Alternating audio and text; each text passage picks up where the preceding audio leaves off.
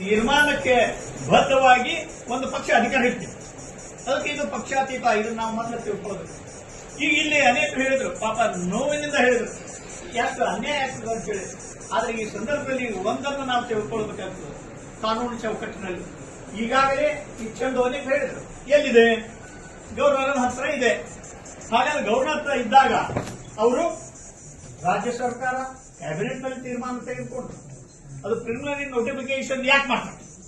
ಯಾರಾದ್ರೂ ತಕರಾರುಗಳಿದ್ರೆ ಕೊಡಬೇಕು ಅಂತ ಹೇಳಿ ಯಾಕೆ ಕೊಟ್ಟಾರಪ್ಪ? ಕೆಲವರು ಕೊಟ್ಟಿರಬಹುದು. ಆದ್ರೆ ಇವನ್ನೆಲ್ಲ ಗಣನೆಗೆ ತೆಗೆದುಕೊಂಡ ಮೇಲೆ ಸರ್ಕಾರ ಒಂದು ಕಾನೂನು ಚೌಕಟ್ಟಿನೊಳಗ ನಿರ್ಧಾರವನ್ನ ತೆಗೆದುಕೊಳ್ತದೆ. ಆ ನಿರ್ಧಾರಕ್ಕೆ ಬದ್ಧತೆಯನ್ನ ವ್ಯಕ್ತಪಡಿಸೋದು ಎಲ್ಲರ ಕರ್ತವ್ಯ, ಎಲ್ಲ ಪಕ್ಷದವರ ಕರ್ತವ್ಯ.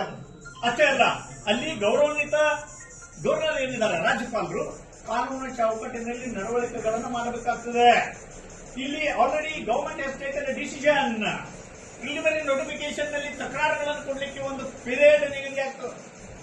ಅದು ಪರಿಪೂರ್ಣ ಆ ನಿಗದಿಯಾದ ಸಮಯ ಮೀರಿದ ಮೇಲೆ ಗವರ್ನರ್ ಟೇಬಲ್ ಮೇಲೆ ಹೋಗ್ತದೆ. ಈಗ ಗವರ್ನರ್ ಟೇಬಲ್ ಮೇಲೆ ಇದೆ. ಅನೇಕ ಹೇಳಿದ್ರು ಇಲ್ಲಿ ಅವರ ಸರ್ವಾನುಮತದ ನಿರ್ಣಯ ಆಯಿತು, ಕರೆಕ್ಟ್, ಬೇಸ್ಡ್ ಆನ್ ದಟ್. ಅಷ್ಟೇ ಅಲ್ಲ, ಜನರು ಸಹ ಈ ಜನತಂತ್ರದ ವ್ಯವಸ್ಥೆಯಲ್ಲಿ ಚುನಾಯಿತ ಪ್ರತಿನಿಧಿಗಳ ಕರ್ತವ್ಯ ಏನು ಹಕ್ಕಲ್ಲ. ನಾ ಹೇಳೋದು ಕರ್ತವ್ಯಗಳಿರ್ತವೆ. ಹಕ್ಕಿನೊಂದಿಗೆ ಕರ್ತವ್ಯ ಒಂದು ನಾಣ್ಯದ ಎರಡು ಮುಖ. ಎಲ್ಲಿ ಹಕ್ಕಿರ್ತದೆ ಅಲ್ಲಿ ಕರ್ತವ್ಯ ಇರ್ತದೆ. ಈ ಕರ್ತವ್ಯ ಜನತಂತ್ರ ವ್ಯವಸ್ಥೆಯಲ್ಲಿ ಜನರ ನ್ಯಾಯಯುತವಾದ ಬೇಡಿಕೆಗಳಿಗೆ ಸ್ಪಂದಿಸಿ, ಅಷ್ಟೇ ಅಲ್ಲ ಈ ಕಾರ್ಪೊರೇಷನ್ ಅವರು ಸಹ ತೀರ್ಮಾನವನ್ನು ತೆಗೆದುಕೊಂಡ್ರು. ಯಾಕೆ ತಾವು ತಗೊಂಡ್ರು? ಈ ರಾಜ್ಯದಲ್ಲಿ, ಅದು ಧಾರವಾಡದಲ್ಲಿ ಹೋರಾಟಗಳ ಪ್ರಾರಂಭ ಆಗೋದು ಪಕ್ಷಾತೀತವಾಗಿ ಎಲ್ಲ ಹೋರಾಟಗಾರರು ಕೂಡಿ ಕೆಲವು ನಿರ್ಧಾರ, ನ್ಯಾಯಯುತವಾದ ಬೇಡಿಕೆಗೆ ಕೂಡಲೇ ಸ್ಪಂದನೆ ಆಗದೇ ಇದ್ದಾಗ ಪಕ್ಷ ಸರ್ಕಾರ, ಯಾವುದೇ ಪಕ್ಷದ ಸರ್ಕಾರ ಇರಬಹುದು, ಹೋರಾಟಗಳನ್ನು ಪ್ರಾರಂಭ ಮಾಡ್ತೇವೆ ಅಂತ ನಿರ್ಧಾರವನ್ನು ತೆಗೆದುಕೊಂಡು ಒತ್ತಾಯ ಮಾಡಿದಾಗ ಕಾರ್ಪೊರೇಷನ್ ಡಿಸಿಷನ್ ಅದಕ್ಕೆ ಪೂರಕವಾಗಿ ಸರ್ಕಾರ ಈಗಾಗಲೇ ನಿರ್ಧಾರವನ್ನು ತೆಗೆದುಕೊಂಡಿದೆ. Corporation Act, certain decision has been taken by the government. ಅವಾಗ ಹಾಗಾದ್ರೆ ಗವರ್ನರ್ದು ಏನು ಫೈನಲ್ ನೋಟಿಫಿಕೇಶನ್? ತಾವೆಲ್ಲ ಓದಿದ್ರೆ ಅನೇಕ ತೀರ್ಪುಗಳು ಬಂದವು, ಇನ್ನೂ ನಡೀತಾ ಇದೆ. ಮೊನ್ನೆ ತಮಿಳುನಾಡಿನ ಪ್ರಶ್ನೆ ಇರಬಹುದು. ನಾ ಎಲ್ಲ ತೀರ್ಪುಗಳೊಂದಿಗೆ ಪ್ರೆಸಿಡೆಂಟ್ ಆಫ್ ಇಂಡಿಯಾ ಅವರಿಗೆ ಲೆಟರ್ ಬಂದಿದ್ದೀನಿ. ಅವಾಗ ಪ್ರೈಮ್ ಮಿನಿಸ್ಟರ್ ರಾಜಕಾರಣ ಹೆಂಗ್ ನಡೀತದೆ ಇದು ಅಂತ ಹೇಳಿ ಗವರ್ನರ್ ಅವರು ಬರೆದಿದ್ದಾನೆ. ಈಗೇನ್ ಹಾಗಾದ್ರೆ ಗೌರವಾನ್ವಿತರು ಅದಕ್ಕೆ ಅವತ್ತಿನ ದಿನ ನಿರ್ಧಾರ ಮಾಡಿದ್ವಿ. 4 ದಿನದಾಗಿ ತೀರ್ಮಾನ ಮಾಡಿದ್ವಿ. ಇಲ್ಲಿ ಹೋದ್ರೆ ನಾವು ಬಂದು ಅನೇಕ ಕೊಡುತ್ತೇವೆ ಅಂತ ಹೇಳಿ ಸೋ ಮೆನಿ ಡಿಸಿಷನ್ಸ್. ಹಾಗಾಗಿ ಬೇಡ ಅಂದ ತಕ್ಷಣ ಗವರ್ನರ್ ಯಾವ ಪಾರ್ಟಿ ಅಲ್ಲ, ಅವರು ಎಕ್ಸಿಕ್ಯೂಟಿವ್ ಹೆಡ್. ಅಲ್ಲಿ ನ್ಯಾಯಬದ್ಧ ತೀರ್ಮಾನಗಳು ಬಂದಾಗ ಅದನ್ನ ಆಕಸ್ಮಿಕವಾಗಿ ಕಾನೂನು ಚೌಕಟ್ಟಿಗೆ ಅದು ತಗುಲ್ತಾ ಇಲ್ಲ, ಔಟ್ ಆಫ್ ವೇ ಹೋಗಿದೆ ಅಂದ್ರೆ, ಕಾನೂನಿಗೆ ವಿರೋಧವಾಗಿ ಬಂದಿದೆ ಅಂದ್ರೆ ತಿರಸ್ಕಾರ ಮಾಡಬಹುದು. ತಿರಸ್ಕಾರ ಮಾಡಿಲ್ಲ. ಯಾಕೆ ಮಾಡಿಲ್ಲ ಅಂದ್ರೆ ಕಾನೂನು ಚೌಕಟ್ಟಿನಲ್ಲೇ ತೀರ್ಮಾನ ಸರ್ಕಾರ ತೆಗೆದುಕೊಂಡಿದೆ ಅಂದಾಗ ಮಾಡಿಲ್ಲ. ಅದಕ್ಕೆ ಆಮೇಲೆ ನೋಡಿ, ಅಷ್ಟೇ ಅಲ್ಲ, ಈಗ ಇನ್ನೊಂದು ಆಮೇಲೆ ನನಗೆ ಗೊತ್ತಾಯ್ತು ಏನು ಅಂದ್ರೆ, ಮತ್ತೊಂದು ನಿರ್ಧಾರವನ್ನ ಮಹಾನಗರ ಪಾಲಿಕೆ ತೀರ್ಮಾನವನ್ನು ತೆಗೆದುಕೊಂಡಿದೆ. ಆ ತೀರ್ಮಾನ ಹೇಗಾಯ್ತು, ಏನಾಯ್ತು ಆ ಪ್ರಶ್ನೆ ಅಲ್ಲ. ಅಲ್ಲಿ ಯಾವಾಗ ಒಂದು ತೀರ್ಮಾನ ಆಗಿ when the government has taken a decision, when the matter is pending before the governor, ಇನ್ನೊಂದು ವ್ಯತಿರಿಕ್ತವಾಗಿ ತೀರ್ಮಾನಗಳು ಮುನ್ಸಿಪಾಲಿಟಿ ಮಾಡಿದ್ರು ಅಂದ್ರೆ ಅಥವಾ ಕಾರ್ಪೊರೇಷನ್ ಮಾಡಿದ್ರು ಅಂದ್ರೆ ಏನ್ ಹಾಕೋರಿಗೆ ತೀರ್ಮಾನ ತೆಗೆದುಕೊಳ್ಳುವ ಹಕ್ಕಷ್ಟೇ. ಸರ್ಕಾರ ನಿರ್ಧಾರ ಮಾಡಬೇಕದ. ಇದನ್ನ ಯಾರು ತಾವು ತಿಳ್ಕೊಳ್ಬೇಕಿಲ್ಲ. ಈಗ ಬಹಳ ಅಗದಿ ಒಂದು ಪಾಯಿಂಟ್ನೊಳಗ, 1 ಮಿನಿಟಿನೊಳಗ ಸರ್ಕಾರ ಮನಸ್ಸು ಮಾಡಿದ್ರೆ ಅದಾಗೋಕೆ. ಏನಂದ್ರೆ ಈಗ ಗವರ್ನರ್ ಆಲ್ ರೈಟ್, ಈಗೇನೋ ಎಲ್ಲರೂ ಕೆಲವರು ಬಿಜೆಪಿಯವರು ಇವರು ಮಾತಾಡ್ತಾ ಇದ್ದಾರೆ ಏನಂತೇಳಿ, ಇಲ್ಲ ಇನ್ನೊಂದು ನಾವು ನಿರ್ಧಾರವನ್ನು ಮಾಡಿದ್ದೇವೆ ಅಂತೇಳಿ. ಅದು government can hold you. Change act ನೀವು ಅಕ್ಸೆಪ್ಟ್ ಮಾಡ್ತಿರಲ್ಲ ಸರ್ಕಾರವನ್ನ.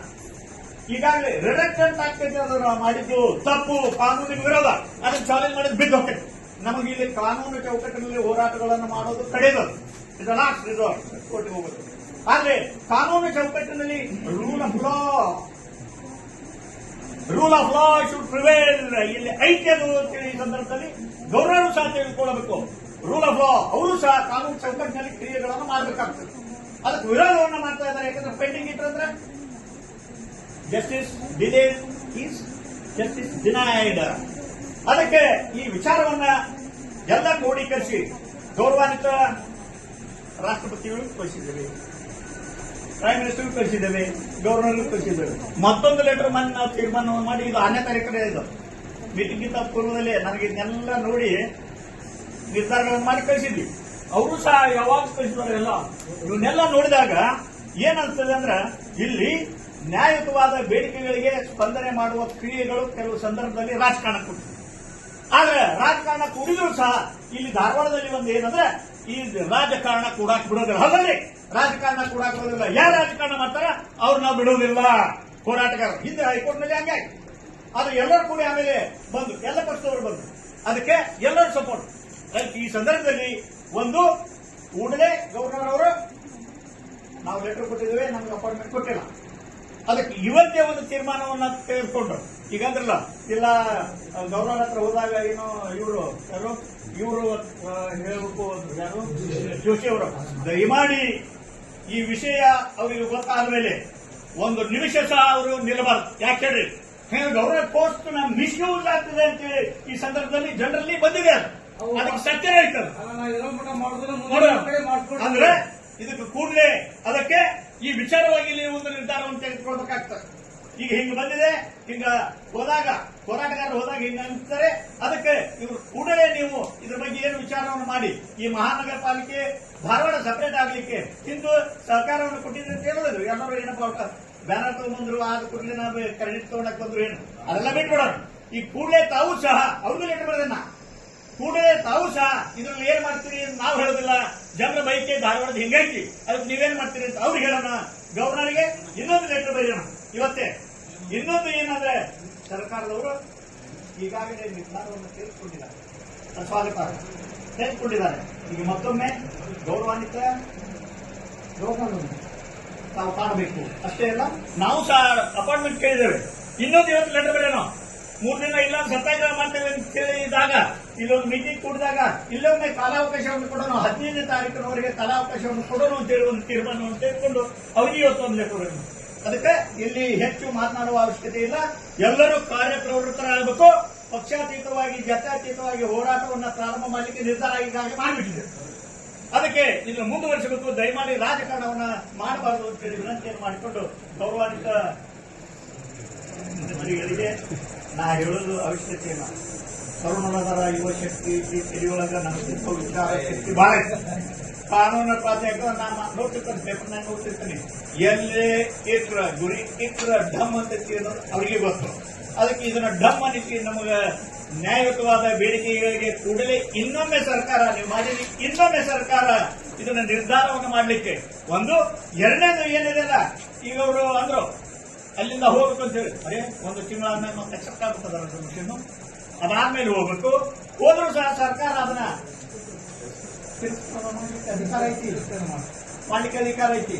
ಅದಕ್ಕೆ ಈ ವಿಚಾರವನ್ನು ಅವರ ಗಮನಕ್ಕೆ ತಂದು ದಯಮಾಡಿ ತಮ್ಮ ಈ ಅಧಿಕಾರದ ವಿಕೇಂದ್ರೀಕರಣ, ಜನರ ಮನೆಯ ಬಾಗಿಲಿಗೆ ನ್ಯಾಯ ಸಿಗಬೇಕು ಅಂದ್ರೆ ಹತ್ತಿರವಾಗಿರಬೇಕು, ಕಡಿಮೆ ಖರ್ಚಿನಲ್ಲೇ ಇರಬೇಕು. ಹಂಗೆ ಹೋರಾಟ ಐತಿ, ಇದು ಹೋರಾಟ ಹಂಗಾಕೈತಿ. ನಿಮ್ಮ ಸಮ್ಮುಖದೊಳಗ ಸರ್ಕಾರದ ಈ ನಿರ್ಧಾರವನ್ನ ನಾವು ಸ್ವಾಗತ ಮಾಡ್ತೇವೆ. ಕೂಡಲೇ ನಿರ್ಧಾರವನ್ನು ತೆಗೆದುಕೊಳ್ಬೇಕು ಅಂತ ಈ ಸಂದರ್ಭದಲ್ಲಿ ಬಯಸಿ ನಮ್ಮ ವಿರಾಮವನ್ನು